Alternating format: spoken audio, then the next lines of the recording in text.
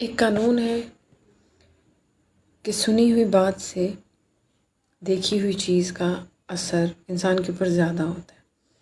جو انسان ویژول چیز دیکھتا ہے وہ زیادہ اثر کر جاتی ہے دماغ پر بنسبت اس کے کہ جو کئی بات ہم نے صرف کہانی میں سنی ہوئی ہو۔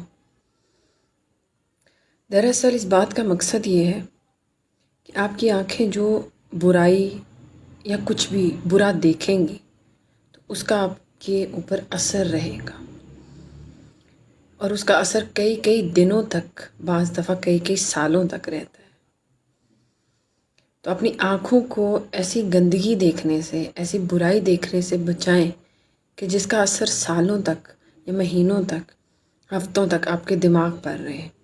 بعض دفعہ آپ جب کوئی گندگی دیکھتے ہیں یا برائی دیکھتے ہیں تو نماز میں بھی وہ یاد آتی ہے، تو پھر کس طرح کا سجدہ ہم اللہ کو کرتے ہیں۔